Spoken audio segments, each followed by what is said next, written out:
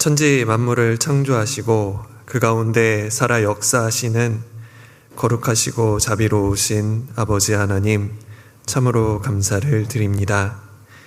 이 땅 가운데 소망 없던 저희들을 버리지 아니하시고 주님의 귀한 말씀으로써 우리를 불러주셔서 예수님을 통해 우리를 구원해 주시고 또 몸된 교회 저희를 불러 교제케 하여 주심을 참으로 감사를 드립니다. 아무것도 아니었던 저희들을 불쌍히 여기셔서 예수님의 귀한 보혈로 말미암아 구원해 주신 그 크신 사실이 얼마나 감동이 되고 얼마나 격동이 되는지 모릅니다. 주님 다시 오시는 그날까지 우리의 몸과 마음을 잘 지켜 흠도 없고 점도 없는 모습으로 설 수 있도록 도와주시고, 주님께서 허락하신 이 말씀 가운데 정말 우리가 마음을 다하여 그 말씀에 푹 젖어 주님께서 맡겨주신 사명을 충실히 다할 수 있도록 하나님 함께해 주시기를 간절히 기도드립니다. 특별히 이제 학예수양회가 계속 진행되고 있습니다. 오늘 또 학예수양회 3차가 진행되고 있는 시간입니다. 주님께서 그 능력의 말씀으로 함께해 주셔서 정말 많은 영혼들이 말씀을 듣고 구원함을 얻어 우리와 동일한 소망을 얻을 수 있도록 은혜 베풀어 주시고, 또 말씀을 전하시는 목사님들과 또 상담을 하시는 모든 전도인들에게 능력의 말씀을 허락해 주시고, 또 그곳에 봉사하시는 형제자매님 손길에도 은혜로서 함께 해주셔서 합력하여 선을 이루는 그 모든 과정 가운데 구원함을 얻을 수 있게 도와주시고, 그 일을 위해 그 모든 과정 가운데 주님께서 홀로 영광 받으시고 그 모습을 보며 우리도 같이 기뻐할 수 있도록 역사해 주시기를 간절히 기도드립니다.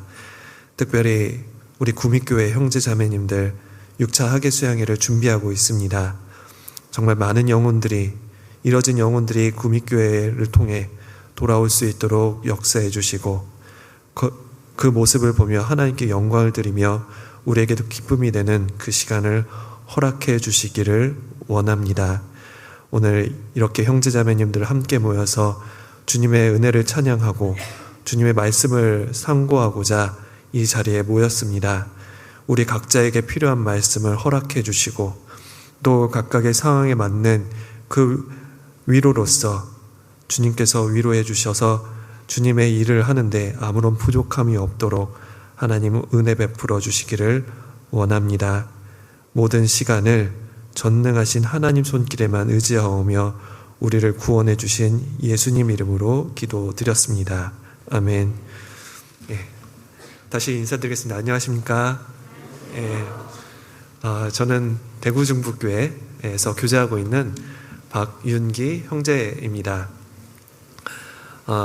청년 형제자매님들 그 전에 한번 뵀었는데 이렇게 구미교회 형제자매님들 앞에서 인사하는 것은 처음이어가지고 설레는 마음으로 왔습니다.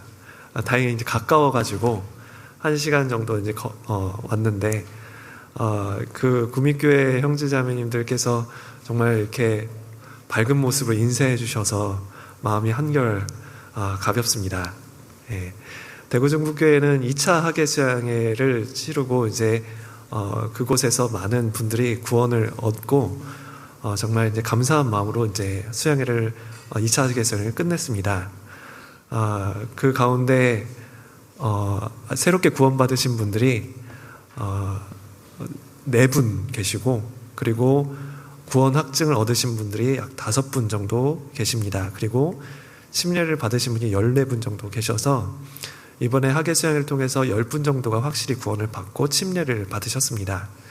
그리고 계속해서 이제 3차도 참석하신 분도 계시고 또 4차, 5차를 가시겠다고 약속하신 분도 계셔가지고 정말 많은 구원의 열매가 나타나는 것을 목도하고 왔습니다.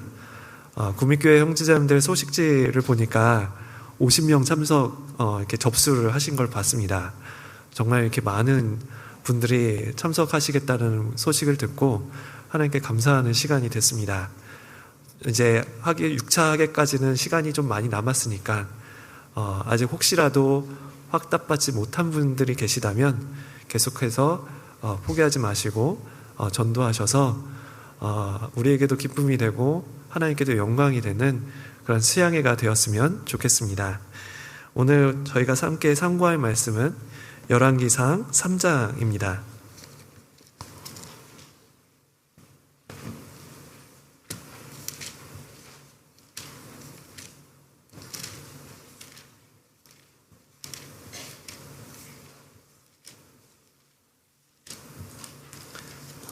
열왕기상 3장 16절부터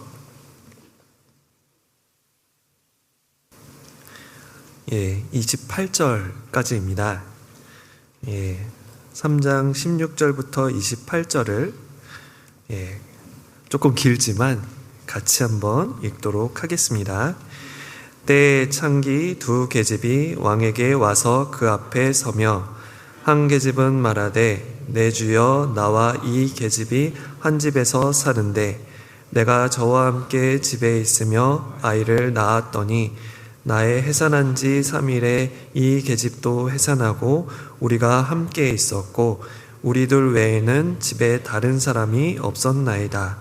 그런데 밤에 저 계집이 그 아들 위에 누움으로 그 아들이 죽으니 저가 밤중에 일어나서 계집종 나의 잠든 사이에 내 아들을 내 곁에서 가져다가 자기의 품에 누이고 자기의 죽은 아들을 내 품에 뉘었나이다.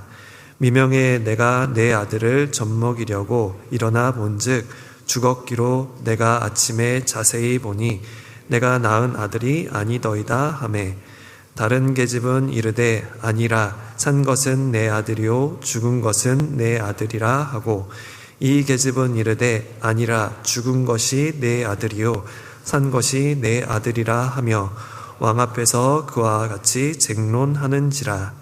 왕이 가로되 이는 말하기를 산 것은 내 아들이요 죽은 것은 내 아들이라 하고 저는 말하기를 아니라 죽은 것은 내 아들이요 산 것이 내 아들이라 하는도다 하고 또 가로되 칼을 내게로 가져오라 하니 칼을 왕의 앞으로 가져온지라. 왕이 이르되 산 아들을 둘에 나눠 반은 이에게 주고 반은 저에게 주라. 그 산 아들의 어미 되는 계집이 그 아들을 위하여 마음이 불붙는 것 같아서 왕께 아뢰어 가로되 청컨대 내 주여 산 아들을 저에게 주시고 아무쪼록 죽이지 마옵소서 하되 한 계집은 말하기를 내 것도 되게 말고 내 것도 되게 말고 나누게 하라 하는지라. 왕이 대답하여 가로되 산 아들을 저 계집에게 주고 결코 죽이지 말라. 저가 그 어미니라 하매 온 이스라엘이 왕의 심리하여 판결함을 듣고 왕을 두려워하였으니 이는 하나님의 지혜가 저희 속에 있어 판결함을 봄이더라. 오늘은 열왕기상 16장부터 28절에 있는 솔로몬의 재판이라고 이름 붙인 그 내용을 같이 상고해 보고자 합니다. 너무나도 잘 아는 이 사건이기도 합니다. 구원받지 않더라도 한 번쯤은 들었을 법한 이 내용을 같이 살펴보면서 교훈을 받고자 합니다. 이 내용을 묵상하던 어떤 계기가 있었는데, 이렇게 전도인을 하다 보면 형제자매님들 이렇게 상황을 이렇게 듣게 됩니다. 특히 하계수양이나 수련회 이제 가면서 이제 형제자매들하고 상담을 많이 하게 되는데, 그때 이제 그 형제자매님들이 겪고 있는 아픔을 많이 듣게 되는 거죠. 그리고 그 속상한 얘기를 좀 많이 듣게 되는데, 그럴 때 이제 고민을 많이 합니다. 어떻게 하면 이분들에게 위로를 줄 수 있을까? 어떻게 하면 더 힘차게 살 수 있도록 또 가장 적절한 이야기를 해줄 수 있을까? 고민을 하다가 답을 내린 것이 결국은 사랑을 일깨우는 것 뿐이겠다라는 생각을 하게 됐습니다. 아가서 8장에 보면 사랑은 죽음같이 강하고라는 표현이 있고, 사랑은 정말 그렇게 큰 힘이 있어서 불가능한 일도 가능케 한다라는 어떤 생각을 하게 됐습니다. 우리가 지금 이 시간에 이렇게 앉아 있는 이유도, 또 주님을 위해서 살아가겠다고 다짐한 이유도, 나를 구원해 주신 그 사랑 때문에 우리가 지금 이렇게 앉아 있는 것이죠. 만약에 주님께서 우리를 사랑해 주시지 않았더라면 우리는 이 자리에 앉아 있을 수도 없고 앉아 있을 이유도 없었을 겁니다. 구원받지 못했을 뿐만 아니라 내 악한 심성이 여기 앉아 있으려고도 하지 않을 겁니다. 결국 위로를 줄 수 있는 방법, 그리고 연약한 자에게 힘을 줄 수 있는 방법은 결국 사랑이라는 결론이 나오게 되었습니다. 그래서 고린도전서 16장에도 너희 모든 일을 사랑으로 행하라 라고 말씀을 하셨습니다. 사랑은 최고의 힘을 발휘하기 때문에 그렇죠. 성경에서 하나님께서 도대체 죄인된 우리를 왜 사랑하시는 걸까? 사랑의 이유를 표현한 단어가 나오는데 그 단어가 바로 긍휼입니다. 디도서 3장 5절에 보면 우리를 구원하시되 우리의 행한 바 의로운 행위로 말미암지 아니하고 오직 그의 긍휼하심을 좇아 중생의 씻음과 성령의 새롭게 하심으로 하셨나니라는 말씀이 있습니다. 오직 그의 긍휼하심을 좇아, 오직 그분이 자비하시기 때문에 성령으로 우리를 깨끗이 씻어주셔서 우리를 새롭게 해주심으로 우리를 구원해 주신 거죠. 왜 우리를 사랑하시는가라는 그 이유가 우리를 긍휼히 여기셔서라는 이유라고 말씀을 하셨습니다. 불쌍히 여겨주셔서 그렇다는 것이죠. 그런데 그 긍휼은 이유가 될 뿐만 아니라 그 사랑의 크기를 묘사할 때도 긍휼이라는 단어를 쓰십니다. 사랑의 크기를 표현하는 단어도 긍휼이에요. 다시 우리를 긍휼히 여기셔서 우리의 죄악을 발로 밟으시고 우리의 죄악을 모든 죄를 깊은 바다에 던지시리이다. 우리를 긍휼히 여기셔서 죄를 발로 밟아 깊은 바다에 던지셨다. 그만큼 우리를 사랑해 주시는 거죠. 그러니까 긍휼하시기 때문에 긍휼하신 만큼 우리를 사랑해 주시는 거죠. 그러면 도대체 이 긍휼이라는 단어가 뭘까? 긍휼이 이제 우리가 쉽게 알기로는 이제 불쌍히 여기다라는 말로 생각을 합니다. 불쌍히 여기다라는 것이 마치 이렇게 생각을 하실 수도 있는데, 하나님께서 높은 곳에 계시면서 인생들을 쭉 돌아보시면서 어이구 불쌍하네 라고 생각을 하실 수도 있겠다 생각이 듭니다. 근데 그렇게 생각하시는 정도가 아니라 긍휼은 어머니가 자녀를 바라보는 마음이죠. 어머니가 이제 아이를 낳는데 그 아이가 너무너무 아파요. 그래서 마음이 막 타들어갑니다. 어떻게 하면 이 아이가 좀 진정이 될까? 어떻게 하면 이 아이를 좀 빨리 회복하게 할 수 있을까? 그러니까 안절부절하는 마음이 긍휼입니다. 자녀를 키운 아이는 자녀를 포기할 수 없죠.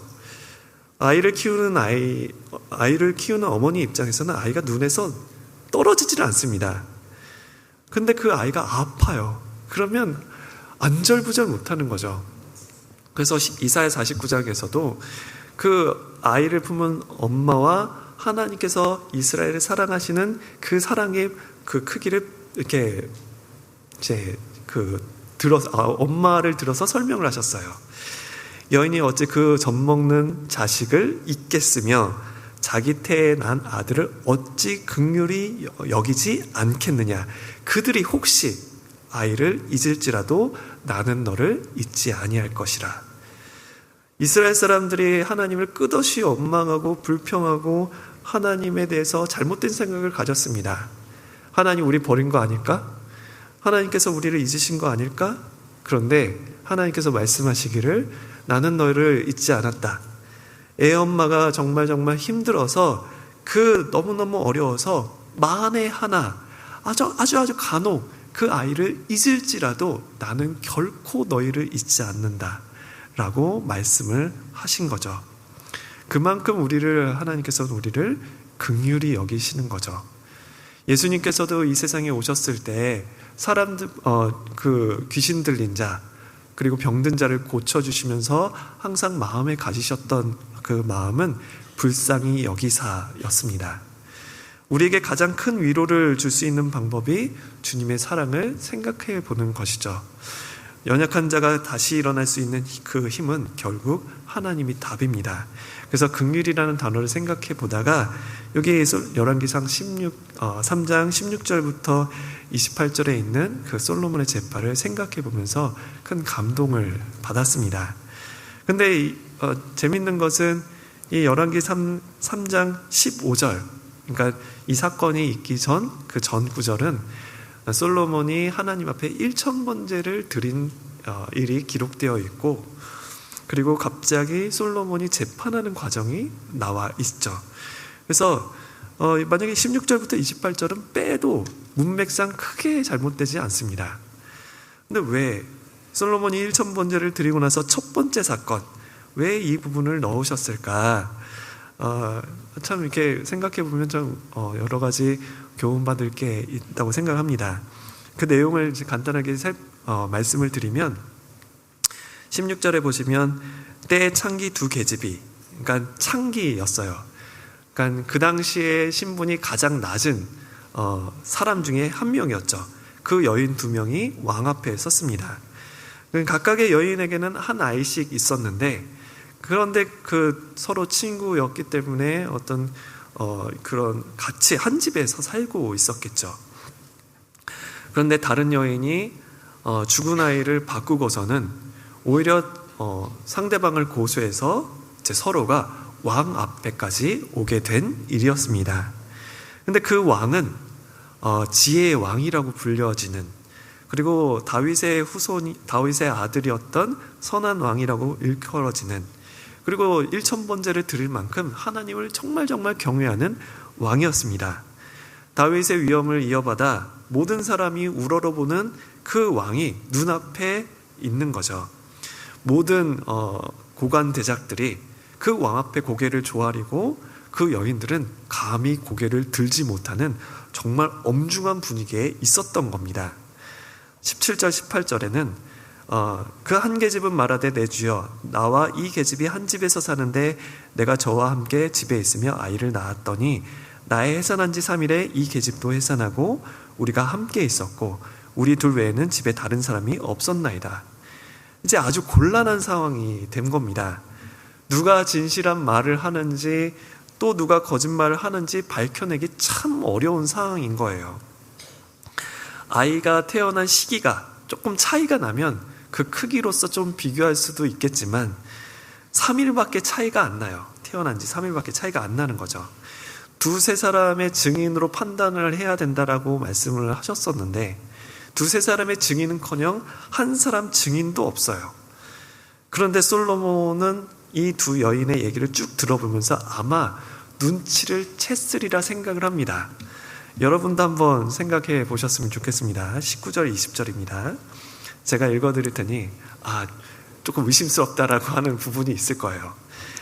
제가 읽겠습니다. 그런데 밤에 저 계집이 그 아들 위에 누움으로 그 아들이 죽으니 저가 밤중에 일어나서 계집 중 나의 잠든 사이에 내 아들을 내 곁에서 가져다가 자기의 품에 누이고 자기의 죽은 아들을 내 품에 누였나이다. 어떻게 좀 생각해 보셨습니까? 의심스러운 부분이 뭐냐면 나의 잠든 사이에 라는 표현이에요. 나의 잠든 사이에 저 계집이 그 아들 위에 누움으로 그 아들이 죽고, 여자가 이제 그 표현 말대로라면 자고 있었는데, 내가 잠들고 있는데 여자가 그 아들 위에서 누워서 죽었다는 얘기입니다. 그러면 자고 있었으니까 못 봤겠죠. 아니면 안 자고 있었으면 말렸을 겁니다. 왜 그러냐고. 애 그럼 위험하다고 그렇게 말렸을 텐데 왜 안 말렸냐면 자고 있었으니까. 근데 잠들었는데 누운 건 어떻게 알았을까요? 만약에 눈 뜨고 보고 있었는데 여자가 그 아들 위에 눕는 것을 보고 방조한다면 살인 방조가 되겠죠. 나의 잠든 사이에 내 아들을 내 곁에서 가져다가 자기의 품에 누이고 자기의 죽은 아들을 내 품에 누였다. 이 이야기한 내용이 마치 깨어서 본 것처럼 생생합니다. 자기는 잠들었대요. 근데 깨서 본 것처럼 아주 상세하게 상황을 설명하는 거죠. 밤도 깊고 빛도 없어요. 어떻게 그런데 이렇게 묘사를 잘할까요? 그리고 그 내용을 정말 확신에 처해서 말을 합니다. 그런데 다른 여인은 그냥 아니라고만 합니다. 22절에 다른 계집은 이르되 아니라 산 것은 내 아들이요 준 것은 내 아들이라 하고 그냥 그 얘기가 끝입니다. 근데 여러분은 어떻게 보십니까? 여러분이 만약에 솔로몬이라면 어떻게 판결을 내리실까요? 저도 비슷한 생각이에요. 뭔가 의심스럽습니다. 성경에 나와 있지는 않지만 솔로몬에게 처음 이런 진술을 한 그 여인이 왠지 수상해요. 그리고 다른 여인은 눈물을 글썽이면서 그냥 아니라고만 하는 것 같아요. 눈물을 흘렸다는 얘기는 없지만 너무너무 속상한 상황에서 아니라고, 죽은 아들이 네 아들이고 산 아들이 내 아들이다 라는 변론을 하는 거죠. 그러니까 솔로몬은 증거도 없고 증인도 없는 이 상황에서 증거와 증인이 할 수 없는 일을 솔로몬과 이 여인이 해내야 되는 상황인 겁니다. 그런데 이해되지 않는 어떤 상황이 펼쳐지죠. 24절 25절에 보면 또 가로되 칼을 내게로 가져오라 하니 칼을 왕의 앞으로 가져온지라 왕이 이르되 산 아들을 둘에 나눠 반은 이에게 주고 반은 저에게 주라. 진짜 어머니가 있을 텐데 진짜 어머니 입장에서는 이게 너무 충격적인 이야기입니다. 정말 이 지금까지 온 과정이 너무너무 억울했겠죠. 진짜 어머니 입장에서는 왜 내 아들이 진짜 내 아들인데 왜 내 아들을 그 여인이 빼앗고 그리고 죽은 아들이 나의 아들이라 하고 그리고 내가 왜 억울하게 이렇게 재판장에 서야 되는지 이해가 안 되겠죠. 힘들게 이 과정까지 왔습니다. 친한 친구의 관계도 깨어졌습니다. 그리고 그 친구가 오히려 내 아이를 뺏으려고 해요. 왕 앞에 서는 과정이 결코 쉬운 과정이 아니었을 겁니다. 그런데 친구였다고 했었던, 같이 한 집에 살고 있었던 그 여인이 말도 안 되는 사실을 막 이야기를 합니다. 근데 나는 그런 적이 없습니다. 아니에요. 그러지 않았습니다. 억울합니다. 차라리 나를 뭐라 한다면 그것은 이해할 수 있어요. 받아들일 수 있겠지만 아이만큼은 빼앗기고 싶지 않아요. 근데 솔로몬 왕까지 온 거예요. 그 참된 어머니 입장에서는 솔로몬 왕은 뭔가 다르겠지, 뭔가 내 상황을 잘 처리해 주겠지라고 기대를 했겠죠. 내 억울한 상황을 정말 지혜롭게 해결해 주시겠지, 그 마음으로 정말 이 억울한 상황을 한 걸음씩 한 걸음씩 나아갔던 거예요. 근데 솔로몬 왕이 정말 청천벽력 같은 결정을 내렸습니다. 지혜의 왕, 선한 왕, 하나님을 경외하는 왕이 그 아이를 반으로 갈라 죽이라는 결정을 내립니다. 참된 어머니 입장에서는 정말 이 결정을 받아들이기 어려웠을 거예요. 우리가 이 비슷한 상황을 생각해 볼 수 있는 사건이 바로 아브라함이 이삭을 바친 내용입니다. 하나님께서 아브라함을 불러서 내 독자 이삭을 모리아산에서 제물로 바치라고 말씀을 하셨죠. 근데 아브라함이 그 이삭을 바치기까지의 과정이 순탄하지 않았습니다. 100세 만에 정말 기적처럼 아이를 얻었어요. 그런데 하나님께서 아브라함에게 이삭을 번제로 바치라는 명령이 주어져요. 만왕의 왕 되신 하나님의 엄한 명령입니다. 청천벽력 같은 결정이에요. 그런데 이 사건은 우리가 잘 알다시피 아브라함의 마음, 아브라함의 믿음을 드러내는 시험이었습니다. 근데 그 내용이 기록된 창세기 22장에는 아브라함의 어떤 개인적인 감정과 생각에 대해서는 1절 나오지 않습니다. 하나님에 대한 질문도 나오지 않아요. 하나님께 대한 대답, 그리고 아이에게 대한 대답 총 2번 정도가 끝입니다. 네, 알겠습니다. 네, 하나님 제가 여기 있나이다. 내가 여기 있다. 라는 대답이 2번밖에 안 나옵니다. 제가 만약에 아브라함이라면 5만 가지 생각이 다 들었을 거예요. 하나님은 살인을 좋아하시는 분인가? 하나님은 왜 나를 잔인한 아버지로 기억하게 하시지? 하나님은 왜 아무런 설명이 없으시지? 그냥 번제로만 바치겠고 왜 번제로 바쳐야 되는지 이유를 왜 안 알려주시지? 아이를 죽여서 무슨 하나님께 영광이 된다는 일이 있는 걸까? 이삭을 통해서 후손이 번창하겠다는 약속을 주셨는데 그러면 그 약속은 다 헛된 건가? 이해가 안 되잖아요. 제가 아브라함이라면 내 안에 하나님을 거부하려는 마음부터 생겼을 겁니다. 악한 마음이 생겼을 거예요. 또는 모르겠다. 될 대로 되라지. 더 이상 못하겠다. 이것도 안 하고 그러니까 아이를 죽일 수도 없고 아이를 하나님 말씀을 지키는 자신도 없어서 그냥 다 놔두고 도망갔을 것 같다는 생각도 듭니다. 그냥 떠나버리자. 거기서 조용히 남한테 해끼치지 말고 착하게 살면 되지 뭐. 거기서 그냥 그런 악한 마음을 저는 가졌을 거라고 생각을 합니다. 마치 그 내용은 솔로몬 재판에서 거짓된 엄마가 참된 엄마한테 제안하는 내용하고 같아요.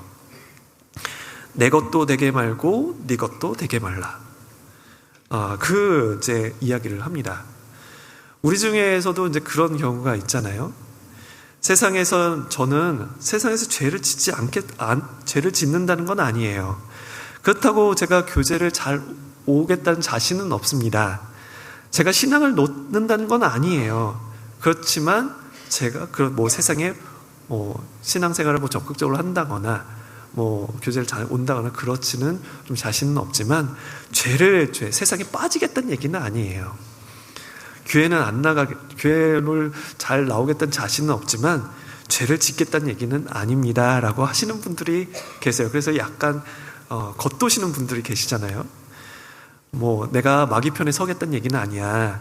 그렇다고 하나님 뜻대로 살지는 못하겠어. 그것은 사실 사단의 협상에 이렇게 타협한 대답이라는 거죠. 내 것도 되게 말고 내 것도 되게 말라. 그 제안에 그래 알겠어. 우리 서로 나도 네 편에 서겠다는 건 아니지만 신앙생활 적극적으로 하는 것은 내가 조금 하고 싶은 마음은 없어 라는 타협하는 마음의 결과가 그 내용인 거죠. 만약에 아브라함이 정말 이삭을 죽이는 것을 포기하고 하나님 섬기는 것도 포기한다면 아브라함은 평생을 하나님께 대한 잘못된 시각을 갖고 삶을 살았을 겁니다. 그것은 하나님을 잔인한 분으로 이제 머릿속 기억하면서 사는 거죠. 아브라함은 하나님을 잔인한 분으로 만드는 것과 별반 다르지 않다는 거예요. 우리가 신앙생활을 포기한다면 하나님에 대한 시각이 완전히 왜곡돼서 그 마음을 갖고 그냥 왜곡된 삶을 살게 된다라는 거죠. 하나님은 우리를 사랑하시는 분입니다. 예, 맞아요. 그런데 그것을 실제로 경험하지 못하고 신앙을 포기해버린 경우가 종종 있다라는 거죠. 인생의 고난이 왜 이렇게 크냐? 왜 이렇게 나에게 힘든 일만 있는 거냐? 원망만 하시는 분이 계십니다.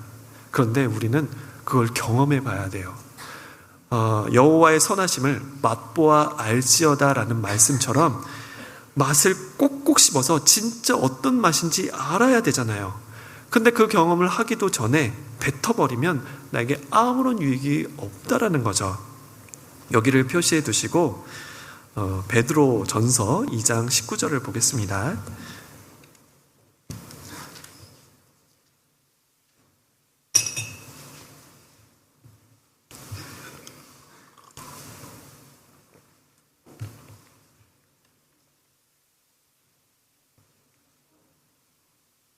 베드로전서 2장 19절 한 구절만 같이 읽겠습니다. 애매히 고난을 받아도 하나님을 생각함으로 슬픔을 참으면 이는 아름다우나. 억울하게 고난을 당하더라도 하나님을 생각하면서 괴로움을 참으면 그것은 참으로 아름다운 일입니다. 우리가 어려운 일을 당했어요. 참는 기간이 필요하다는 거죠. 참고 났을 때 하나님께서 선을 행하시기 시작하는 거죠.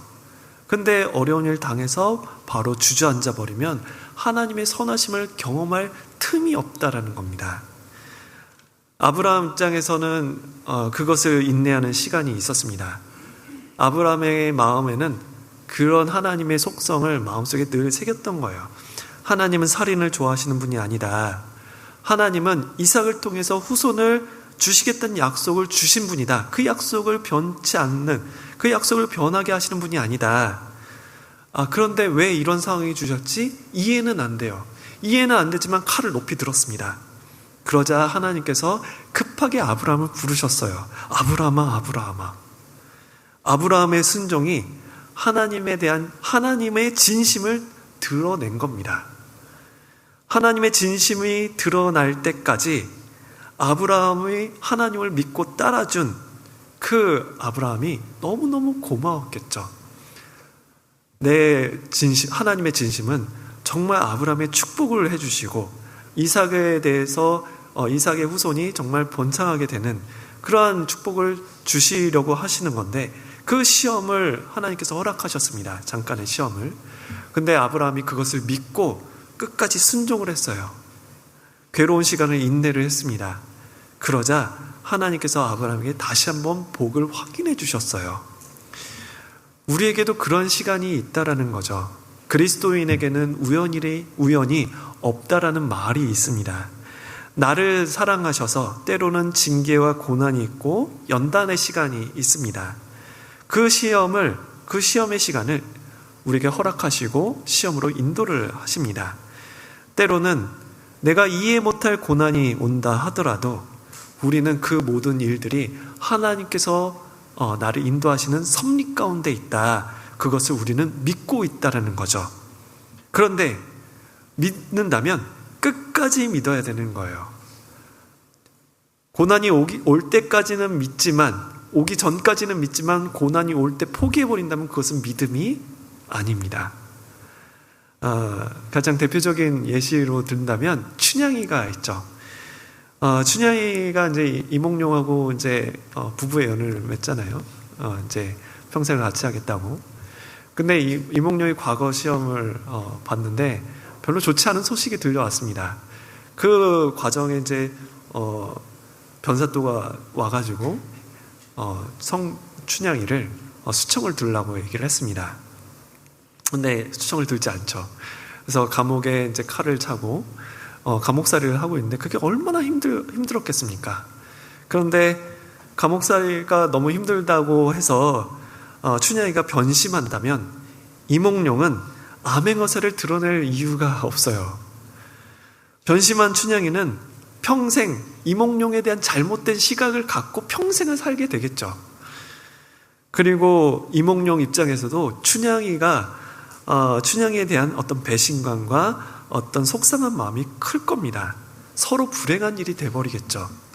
그런데 이 춘향이는 끝까지 이몽룡을 믿었어요.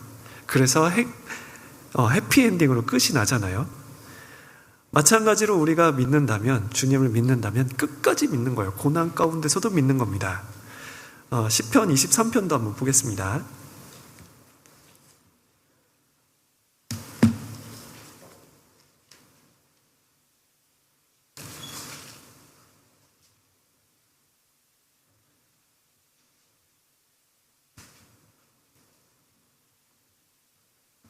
시편 23편 전체를 이것도 같이 한번 읽도록 하겠습니다.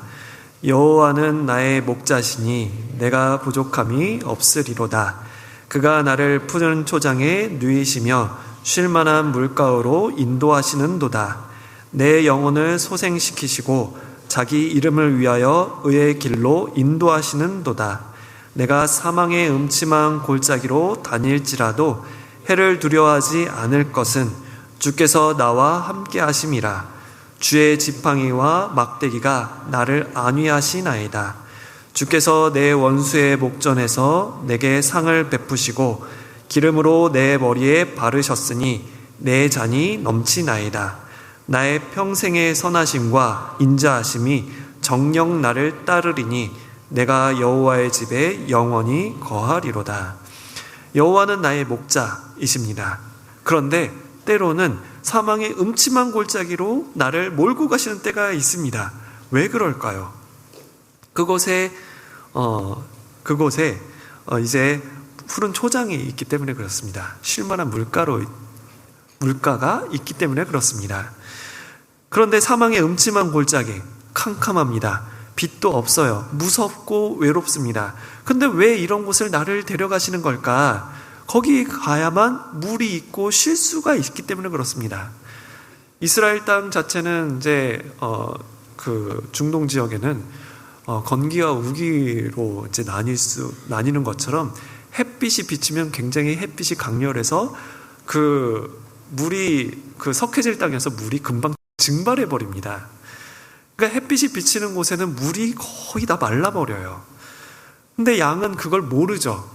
햇빛이 없는 곳에 가야만 물이 있다라는 것을 양은 모릅니다. 너무 어리석어서 왜 나를 사망의 음침한 골짜기로 데려가냐고 매매 울 수밖에 없는 거죠. 그 양을 그래 네가 우니까 네 마음대로 가봐 하면은 그 양은 각기 제 길로 갈 겁니다.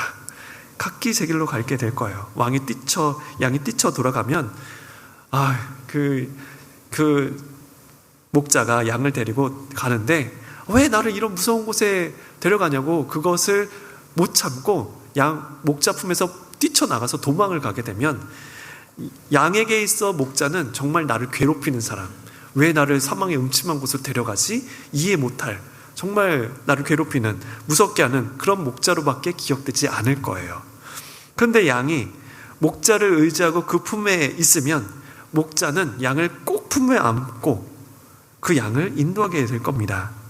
그리고 그 목자가 양을 얼마나 사랑하는지, 그리고 그 끝에 가면 이 푸른 초장을 나에게 주시려고 나를 이런 잠깐 무서운 시간을 허락하셨구나라는 것을 경험하게 될 겁니다. 사망의 음침한 골짜기를 목자가 양을 안고 가면 이제 목자는 두 손을 양을 안고 가잖아요. 근데 사망의 골짜기를 내려가면 그 산을 타면서 목자가 양을 보호하려고 막 돌을 짚고 나무를 붙들고 아슬아슬하게 천천히 내려가게 되겠죠. 그럼 손바닥이 까지고 상처를 입을 수도 있어요. 그래도 가는 거예요. 왜? 양 때문에. 양은 그 목자의 본심을 알게 될 겁니다. 우리가 이렇게 그리스도인이 삶을 살아가는 이유는 하나님의 영광을 위해서 살아간다라고 이야기를 합니다. 근데 그 하나님의 영광을 어떻게 드러낼까요? 봉사를 하고 전도를 해요. 맞습니다. 복음을 전하고 또 주님의 일을 하는 거예요. 주님을 위해 힘껏 봉사하는 겁니다. 그러면 주님께서 그때 일을 시작하실 거예요. 그런데 그때 일을 시작하시는데 내가 그 중간에 포기해버리면, 하나님께서 일이 맞춰지기 전까지 포기해버리면 주님의 본심을 알 수가 없는 거죠. 주님의 영광을 드러내기 위해서는 끝까지 가는 거예요. 하나님의 본심이 드러날 때가 있습니다. 그 때까지 힘들어도 조금만 더 참고 믿고 기다리는 거예요.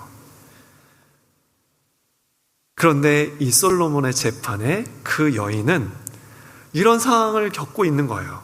근데 여인은 그렇게 계속해서 믿고 기다리는 상황이었습니다. 근데 이제 상황이 너무 급박하게 펼쳐지는 거예요. 이제 솔로몬이 아이를 둘로 나누라고 했습니다. 다시 열왕기상 3장입니다. 3장 25절, 26절.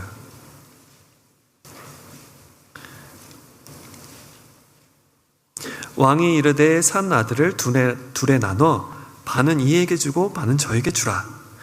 그 산 아들의 어미 되는 계집이 그 아들을 위하여 마음이 불붙는 것 같아서 왕께 아뢰어 가로되 청컨대 내 주여 산 아들을 저에게 주시고 아무쪼록 죽이지 마옵소서 하되 한 계집은 말하기를 내 것도 되게 말고 내 것도 되게 말고 나누게 하라 하는지라. 솔로몬이 아이를 둘로 나누라고 했습니다. 엄마 입장에서는 정말 날벼락 같은 일이에요. 솔로몬이 원망스러웠을 겁니다. 아마 속으로 그게 최선이었냐고, 그게 지혜의 왕께서 내리실 수 있는 최선의 결정이었냐고, 그냥 고작 내리신다는 판결이 아이를 둘로 나누라는 바보 같은 판결이냐고. 따지지는 못하겠지만 정말 어이가 없고 기가 찰 노릇인 겁니다. 그런데 이 모습이 진실을 드러내는 과정이었어요. 왕의 엄한 명령이었습니다. 그러면 이제 친엄마만이 할 수 있는 일을 해야 되는 거예요. 솔로몬이 진짜 아이를 죽이려고 했을까? 왕은 진짜 아이를 가를 계획이었습니다. 그렇다고 솔로몬 왕이 잔인한 왕이었을까? 그것은 아닙니다. 그냥 대충 갈라가지고 이 사건 대충 처리해버려야지 라고 하는 것이 본심은 아니었어요. 그럼 무엇이 진짜 마음일까? 죽일 마음이었을까? 죽일 마음이 아니었을까? 솔로몬은 둘 다 진심이었어요. 그 진심을 어떻게 보여줄까요? 그 진심을 드러내기 위해서는 여자의 역할이 필요했던 거예요. 그 여인이 간절하게 매달렸습니다. 마찬가지로 우리가 하나님의 선하심과 하나님의 긍휼을 드러내기 위해서는 우리가 해야 될 일은 첫 번째는 기다림이고 두 번째는 간절함이에요. 이 솔로몬의 여인처럼 이 간절하게 매달린 여인이 한 명 있는데 마태복음 15장에 보면 수로보니게 여인이 있습니다. 예수님을 만난 수로보니게 여인. 그 내용을 잠깐 한번 보겠습니다. 마태복음 15장입니다.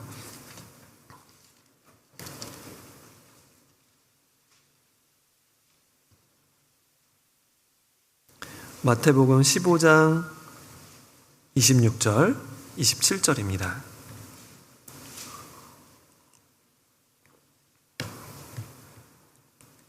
예. 26절, 27절 같이 읽도록 하겠습니다. 대답하여 가라사대 자녀의 떡을 취하여 개들에게 던짐이 마땅치 아니하니라. 여자가 가로되 주여 올소이다마는 개들도 제 주인의 상에서 떨어지는 부스러기를 먹나이다 하니. 이 내용은 이제 예수님께서 이스라엘 땅을 잠깐 벗어나서 두로와 시돈 지방에 들어가셨어요.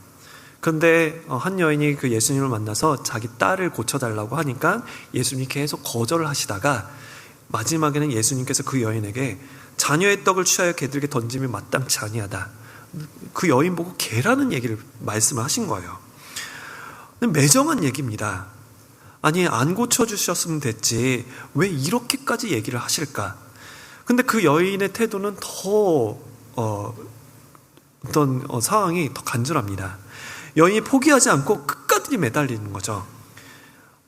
그래서 예수님으로부터 그 은혜를 받아냅니다. 그것은 정말 감동이 되지만 예수님의 모습에 대해서 잘 이해가 되지 않았어요. 왜 이렇게까지 얘기를 하실까? 예수님께서 이 수로보니게 여인, 가나안 여인에게 한 말이 떠보거나 거짓말을 한 것은 거짓말을 했었던 걸까? 떠보려고 했었던 걸까? 근데 예수님은 거짓말을 하시는 분이 아니에요.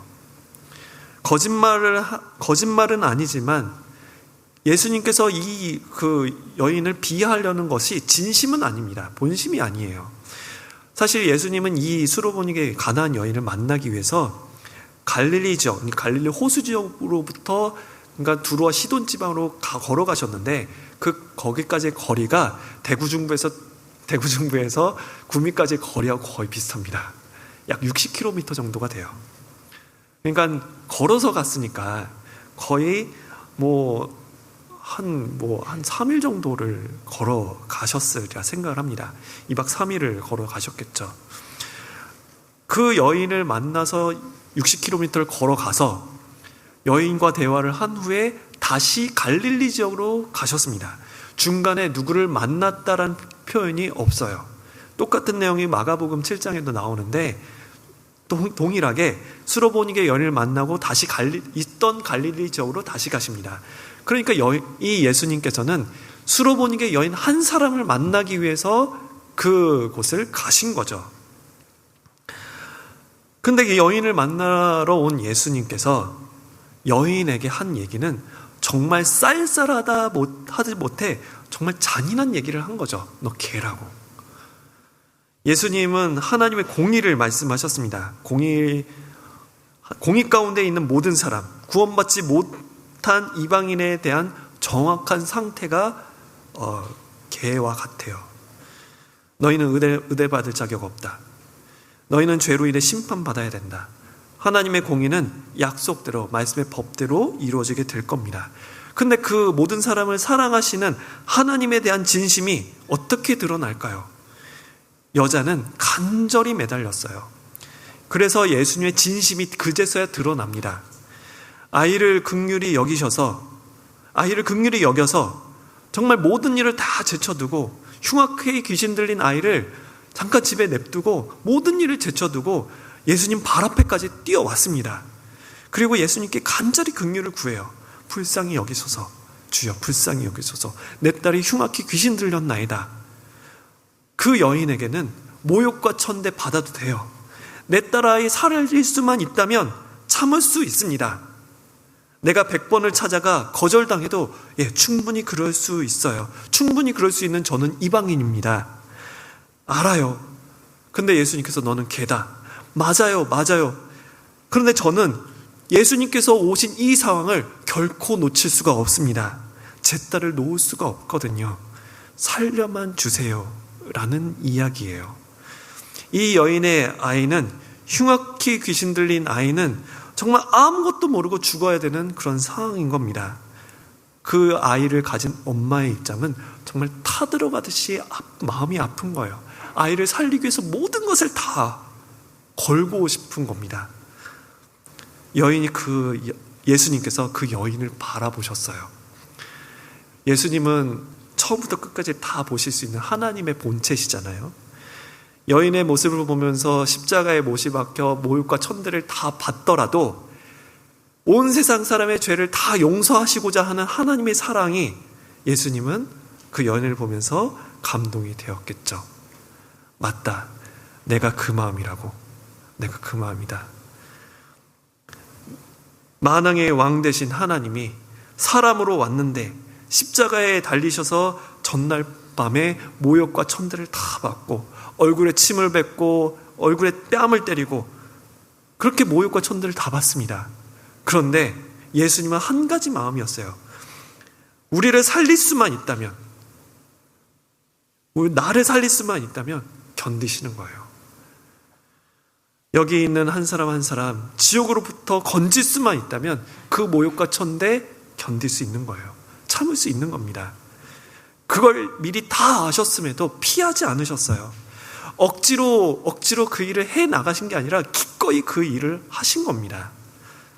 마지막에 다 이루었다. 우리가 배워야 될 사랑이라는 거죠. 이사야 53장도 한번 보겠습니다. 이사야 53장 11절.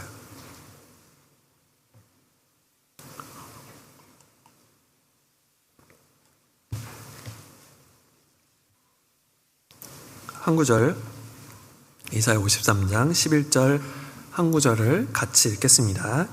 가라사대 그가 자기 영혼에 수고한 것을 보고 만족히 여길 것이라. 나의 의로운 종이 자기 지식으로 많은 사람을 의롭게 하며 또 그들의 죄악을 친히 담당하리라. 이사야 53장은 예수님에 대한 예언의 장입니다. 구약 성경의 복음서라고 일컬어지죠. 그래서 예수님 4절에 보시면 예수님이 질고를 당하고 고난을 당했다. 그래서 5절에 예수님이 찔리고 예수님이 상하고 예수님이 징계를 받고 채찍에 맞은 이유는 다 우리 때문이다. 근데 예수님께서는 7절에 아무 그 고초를 당할 때 어떤 얘기도 하지 않으시고 입을 열지 않으셨다. 그러면서 11절에 보시면 그 예수님께서 그 수고한 것을 기쁘게 여기고 만족히 여길 것이다. 예수님께서는 기꺼이 받으신 거예요. 수로보니게, 예수님을 찾아간 수로보니게 여인, 그 여인의 마음은 예수님의 마음과 똑같았던 겁니다. 그 여인의 모습을 보고서, 그 간절함을 보고서 예수님은 그제서야 본심을 드러내셨어요. 여자야, 내 믿음이 크도다. 내 소원대로 되리라. 그 말씀을 하신 거죠. 그리스도인이 받고 싶어하는 최고의 칭찬, 내 믿음이 크도다. 인자가 올 때 그 믿음을 보겠느냐라고 말씀하셨었는데, 이 여인처럼 간절하게, 그리고 그 모욕을 참아가면서 간절하게 매달리는 사람에게 하나님께서 칭찬을 하시겠죠. 주님께서 칭찬을 해주실 겁니다. 내 믿음이 크도다. 여인은 예수님의 마음이고 우리는 이 여인의 아유와 같았었습니다. 성경에 구원받지 못한 모든 사람들의 표현 중에 하나가 귀신 들린 사람이었거든요. 흉악히 귀신 들린 사람. 평생에 미친 마음을 품고 후에는 죽은 자에게로 돌아가는 가장 악한 것이 그것인데, 평생에 미친 마음을 품다가 후에는 죽은 자로 돌아가는 것. 그게 우리의 운명이었습니다. 구원받기 전에는 우리는 무언가에 미쳐 있죠. 돈에 미쳐 있거나 성공에 미쳐 있거나 뭔가 일에 미쳐 있거나 과거에 매여 있거나, 그리고 또 요즘에는 스마트폰 쾌락에 미쳐 있거나, 그런 미쳐 있는 누가 우리를 불쌍히 여겨줄까요? 바로 우리 주님이 우리를 불쌍히 여겨주셨어요. 이 여인의 아이에게는 자기를 사랑하는 어머니가 있다면 우리에게는 예수님이 있죠. 예수님께서는 하나님께서 세상 사람을 얼마나 사랑하시는지를, 하나님의 본심을 드러내신 분입니다. 하나님께서 하신 일을 순종하고 그리고 간절한 마음으로 십자가에 달리셔서 하나님의 본심을 드러내셨어요. 때로는 내 삶 가운데 이해되지 않는 어려움이라든지 말도 안 되는 갈등, 감당하지 못할 슬픔, 속상함, 모욕감까지도 우리 삶 가운데 가끔씩 찾아올 때가 있어요. 왜일까요? 그 일을 통해서 하나님의 긍휼함을 드러내고 싶어 하시는 겁니다. 그런 관점에서 고난을 정의해 봤습니다. 고난은 나를 통해 하나님의 긍휼이 드러나는 막판의 신호 같아요. 어려움을 통해 구원받으신 분들이 많습니다. 정말 어렵게 삶을 살다가 그 하나님의 복음을 듣고 이제 구원을 받으신 분들, 이번 학예 수양에도 그렇고 우리가 전도 집회 때 정말 내가 어려운 상황 가운데 있는데 구원을 받았다라고 하시는 분들, 그런 분들이 굉장히 많습니다. 그리고 또 삶 가운데 어려움을 통해서 내 신앙이 성장하시는 분들도 많아요. 어려움을 통해 하나님의 사랑을 더 알게 됩니다. 그러면 어려움이 찾아올 때 나는 어떤 반응을 보여야 될까? 하나님께서는 나를 통해 영광을 얻기를 원하시는데 나는 어떤 반응을 보여야 될까? 우리가 고민해야 될 문제겠죠. 욥은 어떻게 했냐면, 욥은 정말 말도 안 되는 고난을 받았습니다. 하루아침에 재산이 다 날아가고 하루아침에 자녀가 다 죽었어요. 근데 욥의 고백은 주신 자도 여호와시오, 취하신 자도 여호와시오니 여호와의 이름이 찬송을 받으실지어다. 욥이 그렇게 반응을 했습니다. 요셉은 하나님께 꿈을 받았지만 형들이 자신을 노예로 팔아버리는 정말 기가 막힌 상황을 당했어요. 그리고 다시 이제 열심히 살려고 이제 보디발의 집에서 충실히 청지기의 삶을 살았는데, 이제 여주인이 유혹을 뿌리치는 그 일 때문에 다시 감옥에 들어갔어요. 여주인이 유혹을 하는 그 과정에서 요셉이 이렇게 고백을 했습니다. 내가 어찌 하나님께 득죄하리이까? 요셉은 그렇게 반응을 했습니다. 다니엘의 세 친구가 그 바벨론의 그 금신상에 절하지 않으면 뜨거운 풀무불에 던져질 거다. 그런 선택지 상황에서 이 다니엘의 세 친구는 우리가 이 일에 대답할 필요가 없나이다. 왕이여, 하나님께서 우리를 이 극렬한 풀무불에서 건지실 것이고, 그리 아니하실지라도 왕이여, 우리는 왕이 세운 금신상에 절하지 않을 것을 그리하옵소서. 다니엘의 세 친구는 그렇게 어려움을 극복해 나갔어요. 솔로몬의 재판의 이 여인의 모습도 정말 간절한 모습으로 왕에게 붙들기 시작합니다. 친엄마만이 왕의 영광을 드러낼 수가 있어요. 그런데 간절하다면 마음으로만 끝나서는 안 됩니다. 감정으로서만 끝나면 안 되는 거예요. 만약에 어머니의 사랑이 나타나지 않는다거나 그냥 어머니가 그러면 안 되는데요. 그러면 안 되는데요. 그냥 울부짖고 슬퍼하는 것으로 끝난다면 아이는 반으로 갈려지고 솔로몬은 매정하고 무시무시한 왕으로 기억될 거예요. 그런데 대신 목숨을 바꾸겠다고 하는 어머니의 사랑이 나타난다면 비로소 솔로몬의 재판은 퍼즐이 맞춰지는 겁니다. 솔로몬은 진짜 참 어머니의 사랑을 믿었어요. 참 엄마는 이 아이의 목숨을 대신하겠지, 목숨을 내놓을 거라는 것을 믿었습니다. 어머니의 사랑이 나타나야만 솔로몬의 결정이 지혜로운 결정이라고 인정하게 될 거고, 많은 사람이 솔로몬을 칭송하게 될 거고, 솔로몬은 영광을 얻게 될 거예요.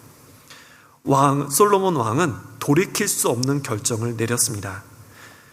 여인의 행동에 따라 솔로몬 왕이 지혜로운 왕이 될 것인지 아니면 잔인한 왕이 될 것인지 여인의 행동에 걸렸어요. 그만큼 솔로몬은 어머니를 믿었습니다. 우리에게도 하나님의 선하심과 하나님의 긍휼을 드러내기 위한 세 번째 방법은 희생입니다. 솔로몬의 재판처럼 우리가 하나님의 그 여인처럼 희생이 있어야만 하나님의 선하심을 드러낼 수가 있는 거예요. 어머니는 마음이 타들어간다라고 말씀을 하셨잖아요. 다시 열왕기상 3장 26절에 보겠습니다.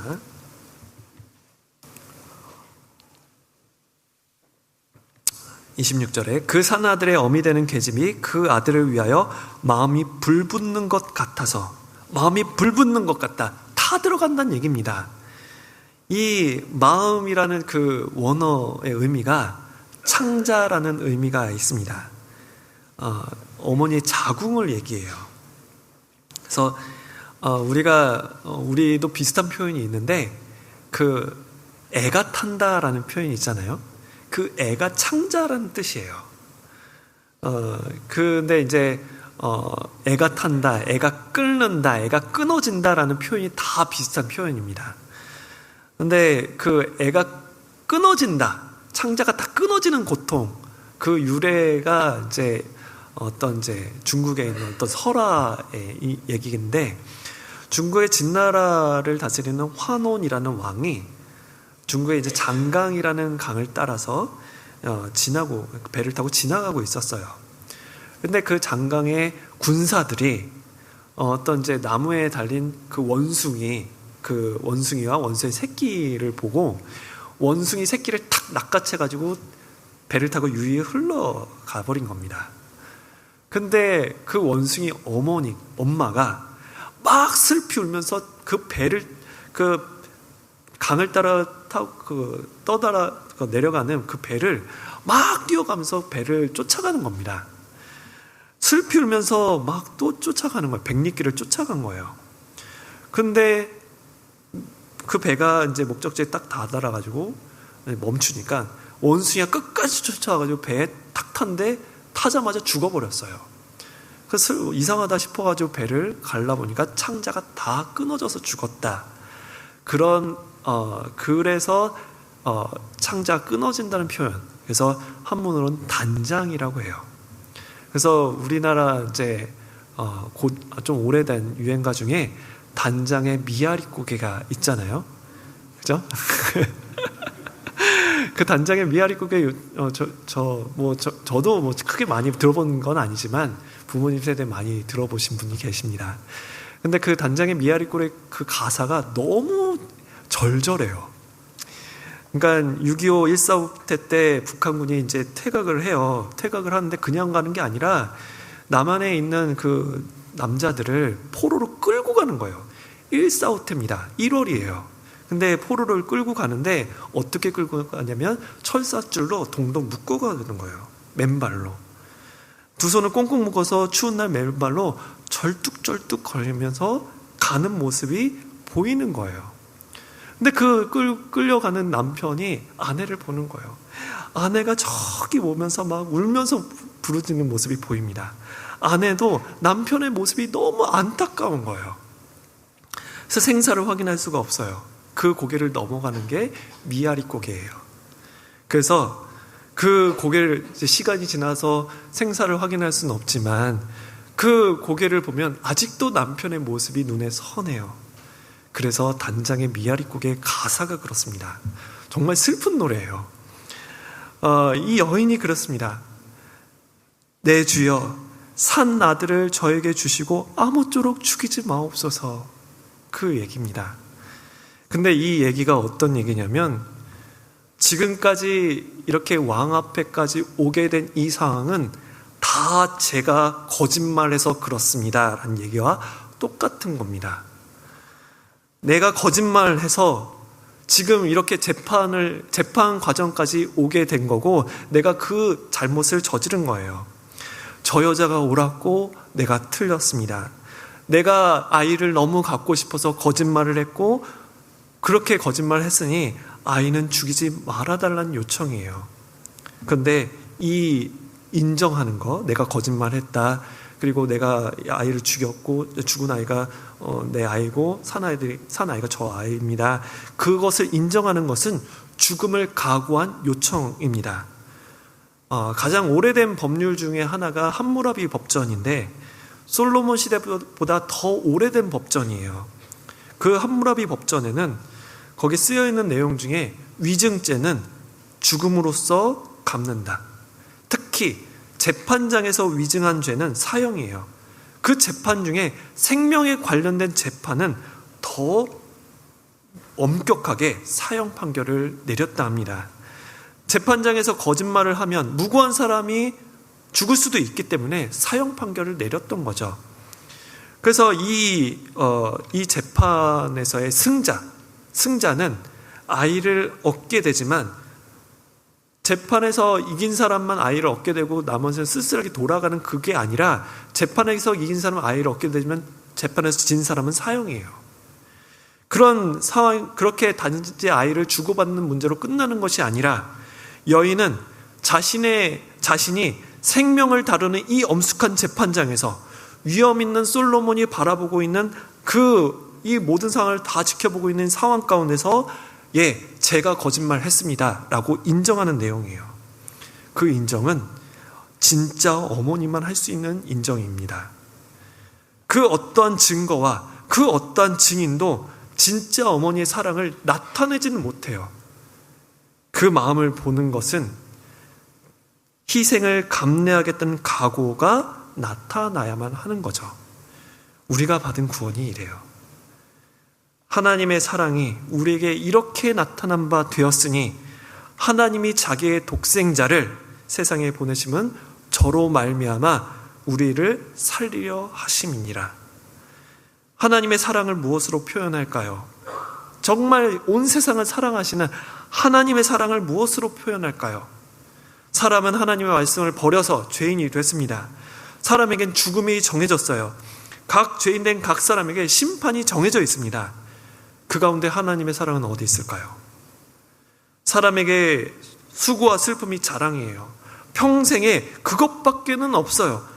그래서 사람이 하나님을 찾습니다. 수고하고 고생하심이, 근심하게 하심이 본심이 아니시라는데, 그렇다면 우리를 사랑하시는 사랑이 어디 있을까요? 하나님의 진심을 어떻게 알 수 있을까요? 만약에 예수님이 없다면 사람에게는 하나님은 공의밖에 기억되지 않아요. 공의밖에 기억되지 않을 겁니다. 그런데 예수님이 오셨어요. 하나님의 사랑을 표현하기 위해서는 말씀으로만 되지 않습니다. 그래서 예수님은 우리를 위해서 희생을 자처하셨어요. 그 선택은 죽음이었습니다. 그 선택은 하나님의 지혜와 하나님의 사랑을 드러내는 최고의 방법이었어요. 하나님이 세상을 이처럼 사랑하사 독생자를 주셨으니 이는 저를 믿는 자마다 멸망치 않고 영생을 얻게 하려 하심이니라. 십자가의 도가 멸망하는 자에게는 미련한 것이요 구원을 얻는 우리에게는 하나님의 지혜니라. 하나님의 능력이라. 하나님께서 예수님을 보내주셔서 십자가로서 죽게 하심은 하나님의 사랑을 나타내는 최고의 방법, 하나님의 능력을 나타내는 최고의 방법입니다. 그렇다면 예수님은 희생으로서 하나님의 사랑을 나타내셨죠. 그러면 우리도 희생으로서 예수님의 사랑을 드러내야 할 때라는 겁니다. 포기해버리는 것이 아니라 믿고 기다리면서 간절히 매달리면서 희생을 자처하면서 살아간다면 하나님께서는 이 모든 일로 영광을 받으시고 기뻐하시게 될 거예요. 우리가 긍휼을 드러냄으로 인해서 하나님께서는 영광을 받게 되실 겁니다. 우리를 통해서 그렇게 하시기를 원해요. 우리를 통해서 하나님의 진심이 드러나시기를 원하십니다. 데살로니가 후서도 한번 보겠습니다. 데살로니가 후서 1장 4절입니다.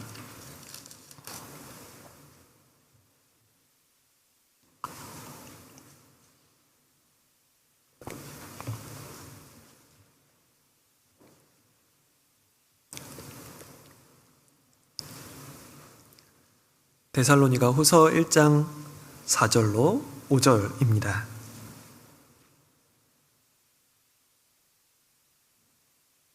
같이 읽겠습니다. 그리고 너희의 참는 모든 핍박과 환난 중에서 너희의 인내와 믿음을 인하여 하나님의 여러 교회에서 우리가 친히 자랑함이라. 이는 하나님의 공의로운 심판의 표요 너희로 하여금 하나님 나라에 합당한 자로 여기심을 얻게 하려 함이니 그 나라를 위하여 너희가 또한 고난을 받느니라. 여기 보시면 4절에 너희의 참는 모든 핍박과 환난 중에서 너희 인내와, 그러니까 핍박과 환난 중에 인내하시는 것이 있는데 그 믿음을 인하여 하나님의 여러 교회에서 우리가 친히 자랑함이라. 그러니까 자랑하는 거예요. 인내, 그 환난과 핍박 중에서 인내하고 믿음을 지켰다고. 근데 그것이 뭐냐면 이는 그 인내하고 그 믿음을 지키는 것은 하나님의 공의로운 심판의 표다. 이것이 하나님의 심판이 옳다라는 증거라는 거예요. 구원받은 그리스도인이 핍박과 환난 가운데서 묵묵히 참고 인내해요. 그래서 하나님께서 심판하시는 부분이 옳다라는 거예요. 희생하는 부분이 쉽지 않습니다. 우리 삶이 때로는 이해 못할 일들이 너무너무 많아요. 그래서 그 일들이 그 일들을 막 해결하려고 노력을 하지만 그 일이 해결하기도 전에 또 다른 어려움이 또 나를 덮칩니다. 마치 아까 솔로몬의 그 진짜 어머니 입장에서 산 아들을 두 개로 쪼개는 듯한 어려움이 생겨요. 그런데 그러한 일들을 묵묵히 참고 그 길을 걸어 나갈 때 비로소 하나님의 마음이 보이는 겁니다. 어떤 이제 형제님이 하신 얘기가 생각이 나는데, 이제 그 소를 키우신대요. 소를 키우시는데 어느 날 그 소를 키우는 그 가축 거기 이제 그 집처럼 외양간이라고 해야 되나? 거기에 불이 난 겁니다. 불이 나면 이제 도망을 가야 되잖아요. 근데 소들이 그 여물통에 있는 염을 먹느라 이렇게 정신을 못 차리는 거예요. 그래서 소를 끌고 나가려고 하는데 소가 보통 힘이 세잖아요. 그러니까 아무리 끌어도 안 당겨지는 거예요. 오히려 소가 이제 승질을 내면서 이제 끝까지 그 여물통 먹느라, 이 불이 나면 빨리 도망을 가야 되는데 소가 그 여물통 먹느라 고집을 피우는 거죠. 그때 그 소 주인, 그 형제님이 한 행동이 무엇일까요? 네? 뭐죠? 여물통을 발로 차버리는 거예요. 그럼 소 입장은 어떨까요? 이건 굉장히 화가 나는 일이에요. 왜 내가 먹는 거 왜 발로 차냐고. 근데 먹을 게 다 없어지니까 이제 소 그 주인 끌고 가는 대로 따라가야 되는 거죠. 그것이 때로는 소 입장에서 이해가 안 되지만 그것이 죽음으로부터 건져낼 수 있는 방법이었던 겁니다. 세상에 믿는다는 사람들이 정말 많습니다. 외형적으로 보면 구원받은 사람이나 구원받지 않은 사람이 다 똑같은 삶을 살아요. 표시가 나는 게 아니라, 구원받았다고 해서 어려움이 없어지는 것도 아닙니다. 그런데 하나님께서 긍휼한 마음을 드러내시고자 정말 어려운 결정을 하셨어요. 고난을 주시기로 결정을 하셨습니다. 고난을 통해 참된 신앙인만이 드러나게 되고, 그 결정을 통해서 주님께서 정말 모든 이로부터 영광을 얻게 될 거예요. 저 사람이 진짜 그리스도인이구나. 저 사람은 뭔가 다르구나. 진짜 하나님께서 살아계시는구나. 그래서 그 고난을 통해 하나님께서 이 사람 외에 다른 사람을 심판하시는 것은 올바른 모습이구나, 이제 인정하게 될 거예요. 제가 병원 신방을 한번 갔었는데, 그 병원에 이제 암 치료 병동이에요. 근데 어떤 분은 어떤 형제님이 입원을 하시는데 백차 항암을 받았다 합니다. 얼마나 고통스럽겠어요. 그럼에도 자신의 어떤 신세를 한탄하는 것이 아니라, 믿음에 떠나는 것이 아니라 오히려 병원에 있는 사람들을 전도한 거예요. 계속해서 전도를 해요. 그래서 구원받은 사람들이 많이 있습니다.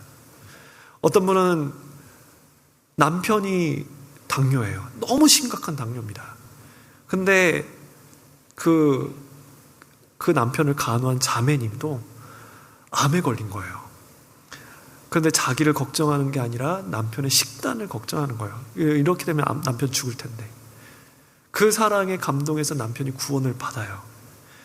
그리고 믿지 않는 가족들이 그 아내 자매님을 통해서 하나님의 살아계신, 그 진짜 구원받은 그리스도인이라는 걸 인정하게 되는 거죠. 그 가운데 드러난 우리의 믿음이 있습니다. 로마 시대 때 믿는다는 이유로 죽임을 당한 그리스도인이 6천만 명. 그런데 죽을 때 원망한 것이 아니라 찬송을 부르며 죽어갔다고 해요. 하나님은 우리로부터 영광 받기를 원하십니다. 그 과정에 필요한 것이 고난이에요. 우리로부터 하나님의 사랑이 드러나기를 원하고, 우리로부터 주님의 지혜가 드러나기를 원하십니다. 그런데 그 과정이 고난이에요.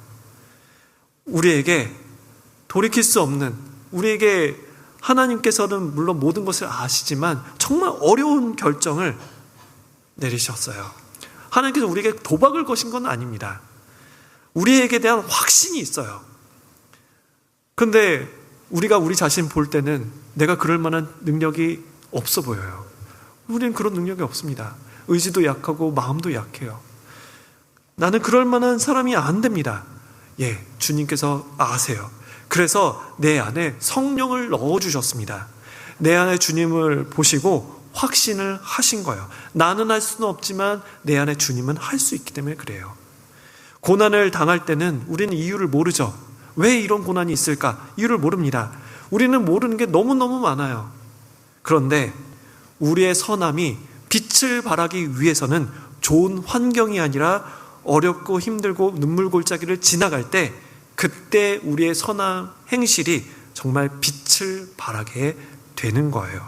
그래서 고난의 길을 걷게 하십니다. 우리를 향한 하나님의 긍휼이 있어요. 구원받고 신앙생활 하기까지 과정을 한번 생각해 보세요. 힘들고 어려운 일들이 많습니다.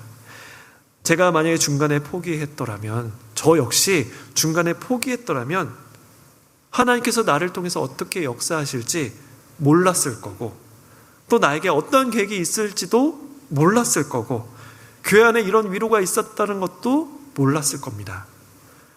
제가 이제 부모님께서 저희 고3 겨울방학, 그러니까 고2에서 고3 겨울방학 때 이제 구원을 받았는데, 부모님은 이제 구원받지 않은 상태였어요. 근데 저는 장남의 장손이었고, 아버지도 이제 큰아버지 대신에 제사를 지내야 되는 상황이었습니다. 고3이기 때문에 어머니 입장에서는 굉장히 걱정이 많으셨어요.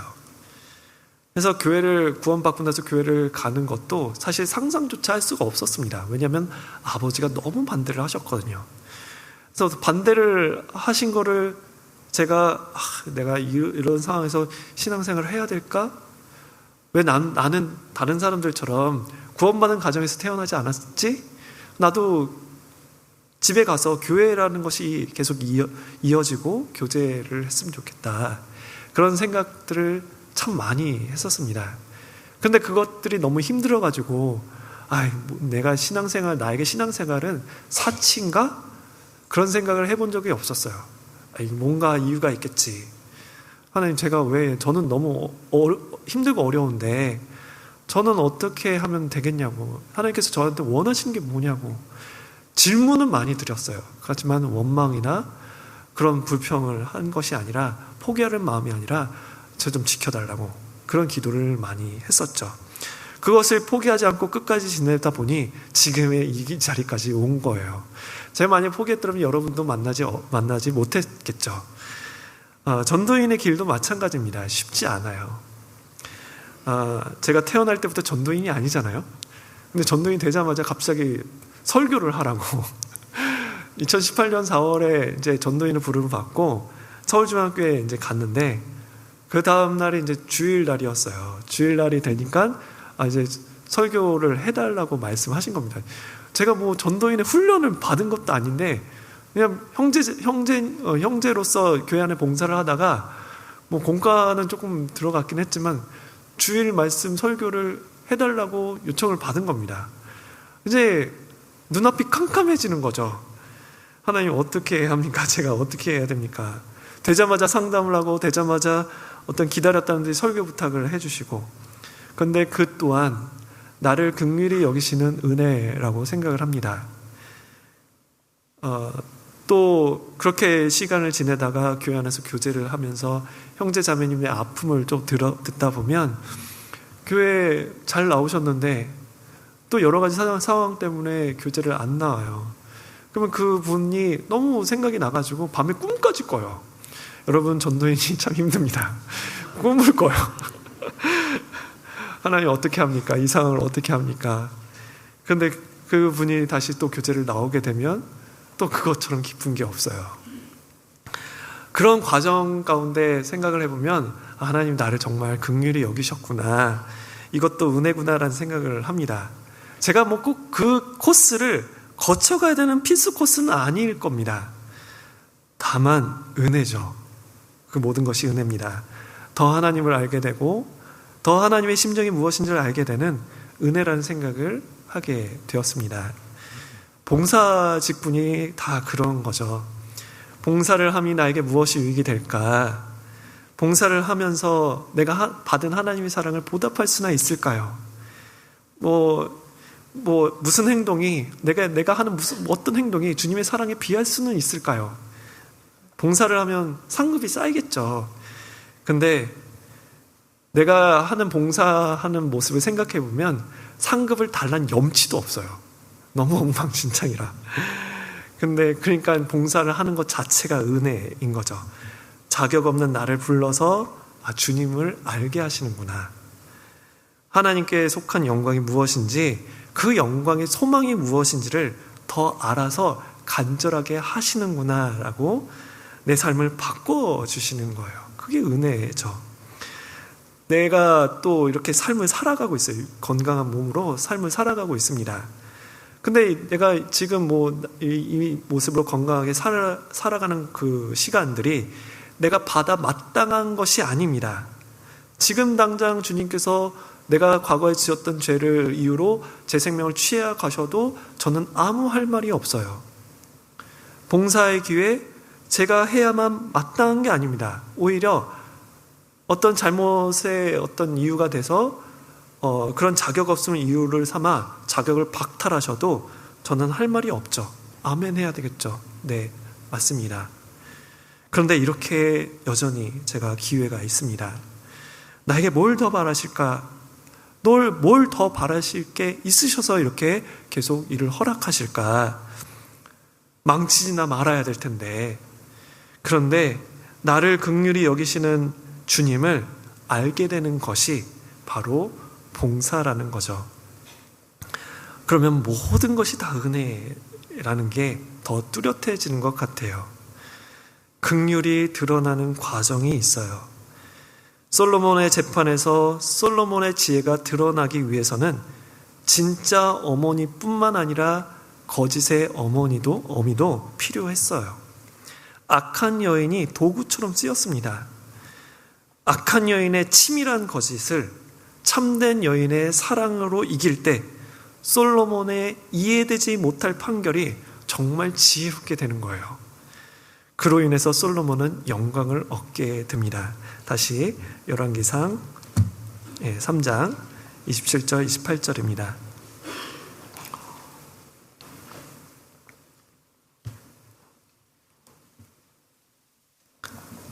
두 구절 같이 읽겠습니다. 왕이 대답하여 가로되 산 아들을 저 계집에게 주고 결코 죽이지 말라. 저가 그 어민이라 하매 온 이스라엘이 왕의 심리하여 판결함을 듣고 왕을 두려워하였으니 이는 하나님의 지혜가 저의 속에 있어 판결함을 범이더라. 이제 그 솔로몬의 재판은 우리가 잘 알다시피 해피엔딩이에요. 두 여인은 어떻게 되었을까? 결과는 나오지 않았지만 충분히 예상할 수 있는 결과겠죠. 하나님이 원하시는 것, 긍휼을 베풀기를 원하시고 그 긍휼한 마음을 드러내기를 원하십니다. 이 짧은 구절 가운데 솔로몬이 지혜롭게 재판했다라는 것, 끝내는 것 이상으로 묵상해 보면 내 고난의 이유, 사날의 모습, 그리고 하나님의 지혜, 그리스도인의 삶의 모습, 그에 대한 결과가 다 나와 있다고 생각을 합니다. 그리스도인이 왜 살까? 하나님의 영광을 위해 나타나기 위해서 살아요. 그래서 하나님은 우리를 믿고 고난을 주셨어요. 그러면 우리가 해야 될 일들은 하나님의 긍휼과 영광과 지혜를 드러낼 차례라는 거죠. 왕이 대답하여 가로되 산 아들을 저 계집에게 주고 결코 죽이지 말라. 저가 그 어민이라.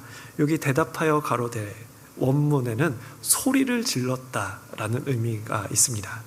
너무 기쁜 나머지 소리를 지른 거예요. 산 아들을 저 계집에게 주고 결코 죽이지 말라. 저가 그 어민이라. 얼마나 감동이 됐을까요?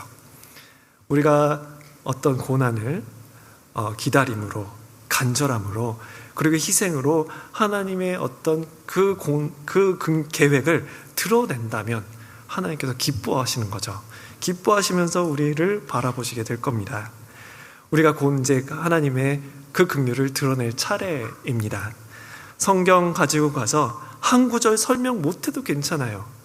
복음 전하려 가는데 잘 못 찾아도 괜찮습니다. 얼굴의 기쁨을, 그리고 모든 형제 자매님과 화평을 누리면서 그 가운데 의롭게 살려고 하는 그 모습을 볼 때 사람들은 우리를 통해 진짜라고 외치게 될 거예요.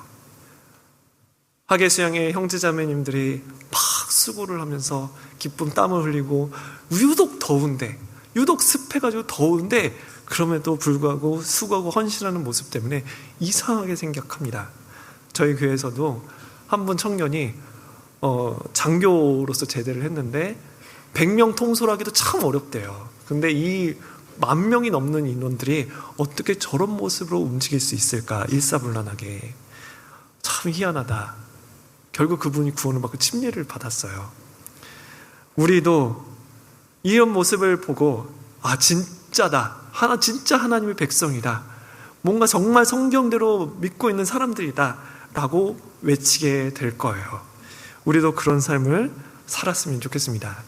6차 때 구미교회 형제자매들 이제 전도도 열심히 하시고 또 봉사도 맡았다고 들었습니다. 그 봉사를 하는 우리의 모습은 어떨까? 그리고 하계수양회를 정말 잘 갔다 오고 나서 그 이후에 우리는 또 어떤 삶을 살아야 될까? 끝까지 포기하지 말고 내 맡은 바 최선을 다하면서 그 모습을 잘 인내하고 살아갈 때 하나님의 긍휼을 나타낼 수 있으리라 생각합니다. 그래서 아까 그 구호 가운데 영혼에게 생명을, 우리에게 기쁨을, 하나님께 영광을 이라는 구호가 있다고 잠깐 봤는데 우리가 그렇게 최선을 다하면서 끝까지 인내할 때 하나님께서 영광을 받으시리라 생각을 합니다. 그래서 구미교회 형제자매들 이제 하계수양회를 준비하는 모든 손길에 하나님을 더 의지했으면 좋겠고 더 힘차게 살아주시기를 부탁드리겠습니다. 아시겠죠? 네, 그럼 기도하고 마치도록 하겠습니다. 하나님 감사합니다. 오늘 이렇게 하나님의 말씀으로 같이 교훈받고 또 생각해 볼 수 있는 시간을 허락해 주신 것 감사드립니다. 우리를 통해서 하나님의 영광이 드러나고 또 그로 인해서 우리에게 기쁨이 풍성해지기를 원합니다. 부족한 저희들 주님께서 아낌없이 사용해 주셔서 또 그 일로 말미암아 많은 영혼들이 구원받을 수 있도록 도와주시고, 또 힘겨워하거나 어려운 형제자매님들 서로 붙잡아주고 또 위로해주며 주님께서 허락하신 그 신앙의 길을 한 사람도 낙오 없이 끝까지 걸어 나갈 수 있도록 도와주시고 붙잡아 주시기를 원합니다. 6차 학예 수양회를 위해서 준비하고 있습니다. 많은 영혼들이 구원받는 그런 기쁨의 잔치가 될 수 있도록 도와주시고, 그를 위해서 수고하시는 모든 형제 자매님들과 전도인들에게 풍성한 은혜와 사랑, 건강을 허락해 주셔서 부족함 없이 행할 수 있도록 도와주시옵소서. 지금 수양회에서 상담하시는 그 목사님의 입술에도 또 능력으로 함께 해주시기를 간절히 기도드립니다. 이후의 모든 시간도 온전히 주 성령님께만 의지하오며 우리를 사랑하시는 예수님 이름으로 기도드렸습니다. 아멘.